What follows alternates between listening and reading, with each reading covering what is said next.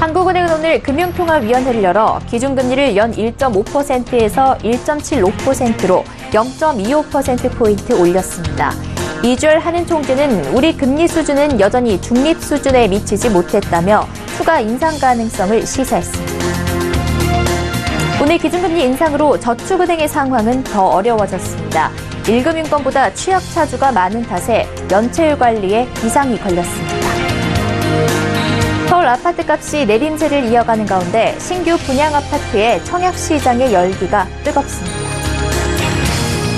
내일부터 차세대 이동통신 서비스 5G의 송출이 시작됩니다.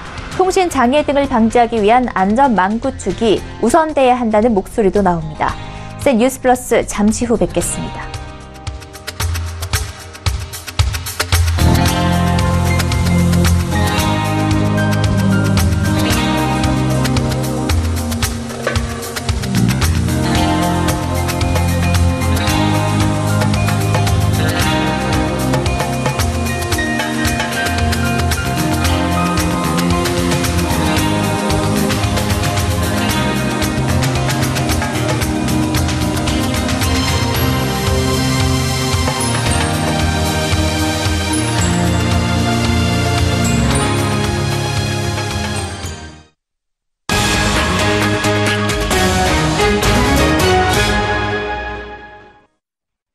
시청자 여러분 안녕하십니까? 센 뉴스 플러스 양한나입니다.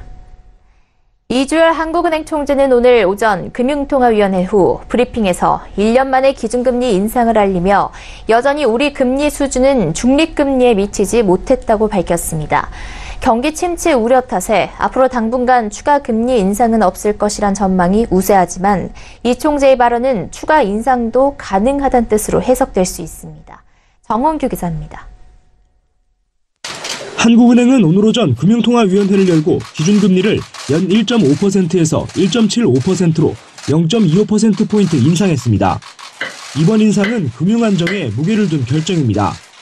한미 간 금리 격차가 벌어지는 데 따른 자본 유출 위험을 줄이고 소득보다 빠른 가계부채 증가 속도에 제동을 건 겁니다.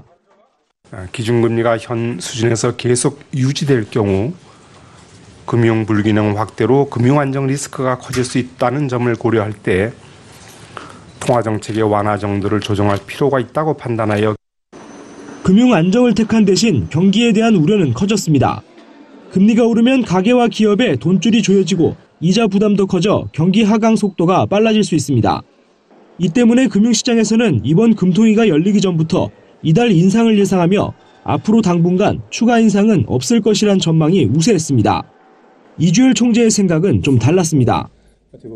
이번에 기준금리 인상 이후에도 우리 기준금리는 중립금리 수준에 아직 미치지 않은 것으로 중립금리란 경기 과잉도 침체도 유발하지 않는 이상적인 금리 수준을 말합니다. 이 수준에 미치지 않았다는 것은 현재 금리가 여전히 낮아 추가 인상이 가능하다는 뜻입니다.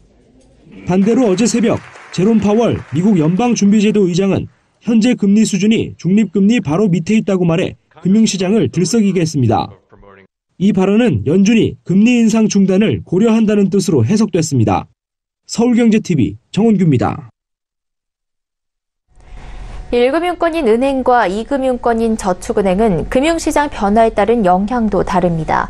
오늘 한국은행의 기준금리 인상 발표를 바라보는데도 시각차가 있었습니다. 은행은 호재일지 몰라도 저축은행의 속내는 복잡해졌다고 합니다. 이하라 기자입니다. 기준금리 인상 발표로 은행 수익 구조에는 파란불이 들어왔지만 저축은행 상황은 더 어려워졌습니다. 기준금리가 오르면 은행의 여수신금리가 오릅니다. 이렇게 되면 핵심 수익성 지표인 순이자 마진이 좋아지기 때문에 통상적으로 은행에는 호재입니다. 그러나 정부 방침에 맞춰 대출금리를 낮추기 바쁜 저축은행의 상황은 다릅니다. 현재 저축은행의 평균 신용대출금리는 연 20% 수준. 지난 2월 당국이 법정 최고금리를 인하하면서 저축은행은 25%가량 되던 평균금리를 반년 만에 5%포인트가량 낮췄습니다. 속도도 빨랐고 인하폭도 컸습니다. 반면 은행은 기준금리 인상을 앞두고 지난달 대출금리를 일제히 올렸습니다. 9월까지는 내리막을 탔지만 기준금리 인상이 유력해지자 은행이 금리 조정에 들어갔던 겁니다. 은행보다 취약차주가 많은 저축은행은 기준금리 인상으로 연체율 관리에 비상이 걸렸습니다. 안 그래도 자금 사정이 좋지 않은 취약차주들의 이자 상환 부담이 커졌기 때문입니다. 대출금리가 0.5%포인트 오를 경우 취약차주의 금융부채가 2배가량 증가한다는 결과가 나오는 이유입니다. 부실 가능성을 줄여야 하는 저축은행 입장에서는 결과적으로 우량 고객 위주의 대출을 해야 하는 상황이 됩니다. 법정 최고금리를 낮추는 것도 좋지만 기준금리 인상에 맞춰 취약차주에 대한 정책적 대응도 해야 합니다. 서울경제TV 이하라입니다. 정부의 부동산 규제로 서울 아파트 값은 3주 연속 내림세를 이어가고 있습니다. 반면 새 아파트 청약 시장은 오늘도 어김없이 사람들로 북적였습니다. 서울에서 주변 시세보다 싼 가격에 아파트를 살 수 있는 기회다 보니 시장 비수기로 꼽히는 겨울에도 청약 시장의 열기가 뜨겁습니다. 유민호 기자입니다. 서울 은평구 녹번역 앞에 자리 잡은 한 모델하우스. 현대건설이 응암 1구역을 재개발해 짓는 아파트 단지 분양 현장입니다. 오늘 서울의 최저기온은 영하 2도까지 내려갔지만 모델하우스 안에는 사람들로 북적입니다. 교통면도 그렇고 그리고 가격면도 지금 현재 시세로서는 그렇게 비싼 편도 아니고 장점은 일단 녹번역이 가깝다는 것. 주변 시세에 비해서 상당한 경쟁력을 가지고 있습니다. 향후 주변 개발 계획이 다 완료된다면 또 뛰어난 투자 가치도 가지고 있다고. 이 단지를 끝으로 녹번역 일대엔 6,800가구 대규모 아파트촌이 완성됩니다. 지난달 입주를 시작한 주변의 한 아파트는 2년 전 분양가 대비 가격이 2배 정도 뛰었습니다. 서울 아파트 값은 3주 연속 내리막이지만 새 아파트 청약 시장엔 여전히 사람이 몰리는 상황. 주택도시보증공사가 분양가를 사실상 규제하면서 주변 시세보다 낮은 가격에 아파트를 살 수 있는 기회이기 때문입니다. 이달 초 삼성물산이 서초구에 공급한 내면 리더스1은 은행에서 중도금을 빌릴 수 없어 여윳돈 10억 원이 필요했지만 평균 42대 1의 높은 청약 경쟁률을 기록했습니다. 청약 열기가 뜨겁다 보니 정부가 나서 제도를 보완해야 한다는 목소리도 나옵니다. 과도한 차익은 정부에서 좀 회수를 해서 실제 그 서민주택, 임대주택 공급하는데 자원을 쓰는 게 더 좋지 않냐. 연말까지 서울에 공급될 아파트 물량은 4,400여 가구. 이번 주 현대건설은 서초구에 들어설 DH 라클라스 분양이 나섰고 대우건설도 동작구에서 사당 3구역 푸르지오를 선보입니다. 서울경제TV 유민호입니다. 내일 0시면 차세대 이동통신 서비스 5G 시대에 막이 오릅니다. 5G는 우리 생활 전반에 큰 변화를 가져올 것으로 예상되는데요. 이에 앞서 통신 인프라 안전망 구축이 시급하다는 목소리가 나옵니다. 이보경 기자입니다.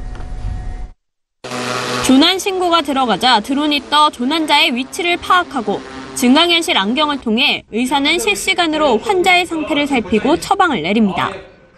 통신사들이 대대적으로 홍보한 5G 시대의 변화상입니다. 5G를 통해 사회 안전망이 획기적으로 강화될 수 있음을 알 수 있습니다. 그러나 이번에 발생한 KT 화재는 정작 통신 장애가 가져올 위험성에는 전혀 대비책이 없다는 것을 여실하게 보여줬습니다. KT 화재로 통신망이 끊기면서 카드 결제와 전화, 인터넷 등이 모두 먹통이 되고 일상생활이 마비되는 불편을 겪었습니다. 5G 시대에 통신망이 끊기면 단순히 불편을 겪는 것을 넘어 재앙 수준의 참사가 벌어질 수 있습니다. 5G 망을 통해 정보를 받아들이면서 스스로 움직이는 자율주행차, 원격으로 이뤄지는 수술과 진료. 5G 시대 통신망이 마비되면 인명피해도 피하기 어려울 것으로 관측됩니다. 인터넷이 전기, 수도, 가스를 구동하는 더 기본이거든요. 전기 시설, 수도 시설, 가스 시설도 인터넷으로 접근하지 사람이 이렇게 손으로 하지 않거든요. 그래서 인터넷이 마비되면은 전기, 수도, 가스 공급도 마비가 되고 앞으로는 KT는 인공지능 등 첨단 기술을 활용한 망 관리를 과시했지만 정작 화재에 대비한 스프링클러도 마련하지 않았습니다. 이런 가운데 5G 전파 송출은 당장 내일로 다가왔습니다. 서울경제TV 이보경입니다. 40, 50대 소비자들이 TV 홈쇼핑을 보고 전화로 상품을 주문하는 장면은 벌써 옛 풍경이 됐습니다. 홈쇼핑 기업들이 모바일 콘텐츠 강화에 나서면서 1년 만에 주요 소비자는 30, 40대가 되고 모바일과 TV를 넘나들며 소비하는 고객들이 대다수입니다. 또 예능 요소를 극대화해 만든 모바일 전용 콘텐츠들은 요즘 10대와 20대들의 눈과 귀도 사로잡으며 홈쇼핑계에 새로운 바람을 불러일으키고 있습니다. 고현정 기자입니다. 홈쇼핑의 모바일 시대가 열린 지 1년. 마치 유튜브 방송이나 아프리카 TV의 콘텐츠들을 연상케 합니다. 포로로님 처음 보는데? 3707님 반갑습니다. 실제로 지난 27일 푸드 크리에이터이자 유튜버 소프는 홈쇼핑에 출연해 직접 개발한 상품을 단독 판매하는가 하면 빼빼로데이 기획 상품을 퀴즈풀이 예능 형태로 풀어내는 등 다양한 실험이 진행되고 있습니다. 이에 20, 30대 소비층의 호응이 뜨겁습니다. 콘텐츠 형식과 플랫폼 간의 경계가 무너지면서 그간 40, 50대의 전유물로 여겨졌던 홈쇼핑 콘텐츠에 새로운 세대가 유입되는 겁니다. 이에 CJ 홈쇼핑 측은 예능형 모바일 생방송에 2배 이상 많은 소비자들이 유입되고 있다며 CJ E&M과의 협업을 통해 재미있는 프로그램을 더 선보일 것이라고 설명했습니다. 롯데홈쇼핑은 지난 22일 선포한 미디어 커머스 기업이라는 새 비전 아래 실험을 계속해 나갈 것이라며 앞으로는 유튜브 채널과의 공존을 고민해야 하는 시대라고 덧붙였습니다. TV와 모바일, 파는 이와 사는 이 간의 모든 영역과 경계가 사라지는 미래가 다가오고 있습니다. 서울경제TV 고현정입니다. 미국 LA 컨벤션 센터에서 30일 LA 오토쇼가 열립니다. 글로벌 소비자들은 2주간 열리는 이 오토쇼에서 앞으로 출시될 신차를 미리 만날 수 있습니다. 세계 완성차 업체들은 대형 SUV를 최초로 공개하며 시장 공략에 나섰습니다. 어떤 차들이 소비자들의 눈길을 사로잡을까요? 정창신 기자가 소개합니다.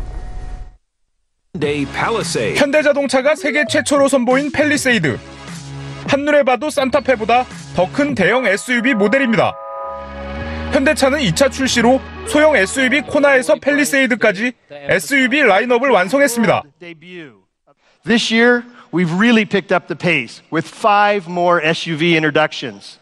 The all-new 2019 Santa Fe, the all-new Kona Electric, the first ever Nexo fuel cell vehicle, the redesigned Tucson, and now the Palisade. 팰리세이드는 내달 국내에 먼저 출시하고 북미 지역은 내년 여름 출시될 예정입니다. 미국 자동차 시장 비수기가 끝나는 여름 휴가철에 맞춰 시장 공략에 나선다는 겁니다. BMW도 최초의 대형 SUV 모델인 X7을 내놨습니다. 기존 X 시리즈의 최상위 모델로 나온 만큼 전면부 그릴을 키워 존재감을 돋보이게 했습니다. 여기에 헤드램프를 가늘고 긴 모양으로 장착해 날렵한 느낌을 줬습니다. 특히 S7은 8기통 가솔린 엔진을 탑재해 최고 출력 462마력, 최대 토크 66.3의 강력한 힘을 발휘합니다. X7은 내년 미국 출시를 비롯해 국내엔 4월에 선보일 예정입니다. GM은 이번 오토쇼에서 대형 SUV 트래버스, 준대형 SUV 블레이저를 선보였습니다. 트래버스는 내년 상반기 국내 출시될 예정입니다. 한국 GM은 지난 6월 국내에 선보인 중형 SUV 이코녹스가 부진한 성적을 기록하자 한 체급 올린 대형 모델로 국내 시장을 공략한다는 보관입니다. 자동차 산업협회에 따르면 이코녹스는 6월부터 10월 국내 시장에서 1047대 팔리는 데 그쳤습니다. 자동차 업체들이 대형 SUV를 속속 공개하면서 내년 대형차 시장의 경쟁은 더욱 치열해질 것으로 관측됩니다. 서울경제TV 정창신입니다. 상호금융조합의 3분기 누적순이익이 3조 원 수준에 육박했습니다. 작년 한 해 벌어들인 2조 원을 벌써 훌쩍 뛰어넘은 겁니다. 대출 규모가 늘면서 이자익이 확대된 영향이 큰 것으로 보입니다. 앵커 리포트입니다. 농협과 신협 등 상호금융조합의 순이익이 대출 규모 확대에 힘입어 가파르게 증가했습니다. 금융감독원에 따르면 올해 1월에서 9월까지 상호금융조합의 순이익은 2조 9,232억 원으로 전년 동기 대비 47.1% 증가했습니다. 대출이 늘어나면서 이자이익만 1조 92억 원 늘었고 유가증권 관련 손익도 흑자 전환한 영향이 크게 작용했습니다. 총 여신은 340조 2천억 원으로 5.9% 증가했고 총 수신도 5% 늘어난 420조 8천억 원에 달합니다. 이에 3분기 말 상호금융의 총자산은 498조 3천억 원으로 전년 말보다 5.5% 증가했습니다. 조합당 평균 자산은 2,226억 원으로 6.3% 늘었습니다. 순이익 증가세에 더해 자본 적정성도 계속 개선되는 추세입니다. 상호금융조합의 순자본 비율은 지난해 말보다 0.28%포인트 상승한 8.08%로 나타났습니다. 금감원은 순이익 증가에 따른 자본 확충과 부실조합에 대한 지속적인 구조조정이 개선의 원인이라고 분석했습니다. 다만 자산 건전성은 비교적 나빠졌습니다. 연체율은 1.56%로 지난해 같은 기간보다 0.22%포인트 상승했고 고정이하 여신 비율도 0.28%포인트 오른 1.68%를 기록했습니다. 금감원 관계자는 가계대출은 안정세를 보이고 있는데 반해 개인 사업자 대출과 법인 대출은 빠른 증가세를 보이고 있어 이에 대한 리스크 관리가 필요하다고 강조했습니다. 서울경제TV 양한나입니다. 정부가 한국유치원총연합회의 집단 폐원 선언을 국민을 상대로 한 협박으로 규정하고 묵과하지 않겠다고 밝혔습니다. 유은혜 사회부총리 겸 교육부 장관은 오늘 정부 서울청사에서 사립유치원 집단 폐원 입장에 대한 범정부 대응 방침을 발표했습니다. 유 부총리는 한유총의 집단 폐원 통지는 사립유치원의 사적 이익을 보장받고자 학부모를 협박한 것이라며 깊은 유감을 표했습니다. 그는 학부모를 협박하는 행위에 대해 엄단 조치하겠다는 입장을 여러 차례 말씀드린 바 있다면서 어제 한유총이 실시한 집회에 학부모 강제동원 등 불법 행위가 있었는지 면밀히 살피고 불법 행위가 확인되는 즉시 수사 의뢰하겠다고 말했습니다. 올해 공시가격 상승 영향으로 종합부동산세 잠정 고지세액 증가율이 작년의 2배 수준으로 껑충 뛰었습니다. 국세청은 올해 종부세 고지액은 2조 1,148억 원으로 지난해보다 16.3% 증가했다고 밝혔습니다. 작년 증가폭의 2배 수준입니다. 다만 종부세 납부 대상은 46만 6천 명으로 지난해보다 6만 6천 명 늘었습니다. 작년 증가폭보다는 다소 줄었습니다. 지난해 비교해 납부 인원보다 세액 증가 속도가 더 빠른 것은 올해 공시가격 상승으로 늘어난 종부세 부담이 주로 기존 납세자에게 집중된 결과라는 분석입니다. 비트코인을 바라보는 분위기가 다시 바뀌고 있습니다. 노벨 경제학상 수상자들과 각국 중앙은행, 대형은행들이 비트코인을 위시한 암호화폐에 대해 내놨던 부정적 견해를 잇따라 철회하고 도입을 권장하거나 검토하고 있습니다. 비트코인을 악마로 규정했던 폴 크루그먼 뉴욕시립대 교수는 최근 금은 죽었고 비트코인은 금보다 유용성이 크면서 더 가치가 커질 것이라고 전망했습니다. 올리버 하트 하버드대 교수 역시 긍정적 입장으로 선회했습니다. 미국 연방준비제도는 비트코인의 등장이 기축통화이자 세계 최강대국 권력 기반인 달러화를 위협하는 존재로 부상하는 데 위기감을 느끼고 전자화폐 패드코인의 발행을 검토 중입니다. HSBC와 UBS, 크레디트 스위스 등 글로벌 은행들도 블록체인 기술을 기반으로 디지털 현금 시스템 개발에 착수했습니다. 김태한 삼성바이오로직스 대표가 고의로 분식회계를 저질렀다는 금융위원회 산하 증권선물위원회의 판단과 관련해 주주들에게 일련의 사태로 불편을 끼친 데 대해 사과하고 회계 처리는 적법하다는 입장을 재확인했습니다. 김 대표는 주요 주주들에게 이런 내용이 담긴 편지를 발송하고 공식 홈페이지에도 게시했습니다. 김 대표는 이 글에서 증선이 결론에 깊은 유감을 표명하며 모든 회계 처리를 회계 기준에 따라 적법하게 했다고 확신한다며 소송을 통해 회계 처리의 적법성을 인정받겠다고 밝혔습니다. 이어 증선위에서 결백이 받아들여지지 않아 매매 거래 정지까지 이어져 주주 여러분의 재산권 행사를 불편하게 한 점 깊이 사과드린다며 삼성바이오는 현재 현금만 1조 원 이상 보유한 재무적으로 우량한 기업이라고 강조했습니다. 또 한국거래소의 상장 적격성 실질심사에도 최선의 협력을 다해 조속한 시일 내 매매 거래가 재개되도록 노력하겠다고 덧붙였습니다. 삼성전자가 주주가치 재고를 위해 자기 주식 잔여분을 소각하기로 결정했습니다. 소각 예정 금액은 약 4조 8,751억 6,300만 원으로 소각 예정일은 다음 달 4일입니다. 구광모 LG그룹 회장과 상속인들이 고 구본무 회장의 주 LG 주식에 대한 상속세 9,215억 원을 과세당국에 신고했습니다. 이 가운데 6분의 1에 해당하는 1차 상속세액 납부도 마쳤습니다. 올해 전 세계 반도체 업체의 시설 투자액이 사상 처음 1,000억 달러를 넘어설 것으로 예상됩니다.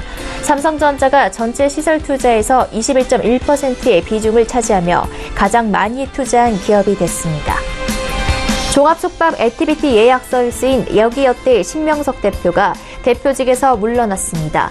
심 대표는 음란물 427만 건을 유통하도록 해 52억 원의 수익을 올린 혐의로 28일 검찰에 넘겨졌습니다.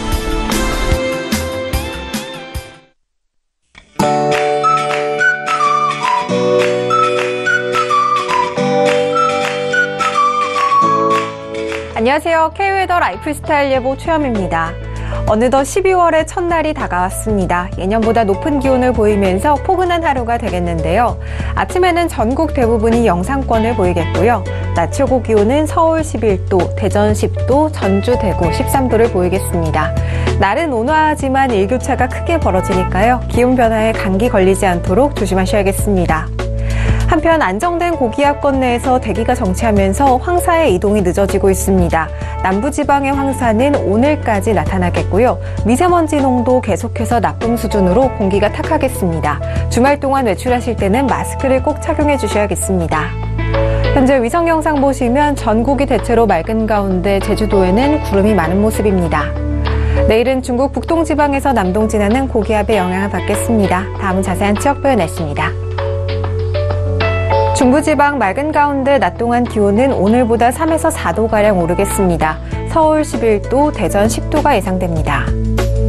동해안 지방 건조특보가 계속되고 있어 화재 예방에 주의하셔야겠습니다. 낮 최고 기온은 강릉 12도가 되겠습니다.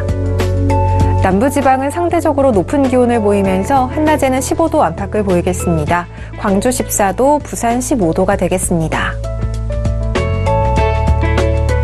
바다의 물결은 동해상에서 최고 4m로 매우 높게 일겠습니다. 풍랑 예비특보가 발표된 만큼 항해나 조업하는 선박은 각별히 주의하셔야겠습니다.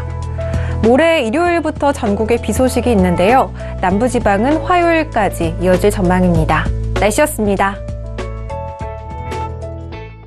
셋 뉴스 플러스 여기까지입니다. 시청해주신 여러분 고맙습니다.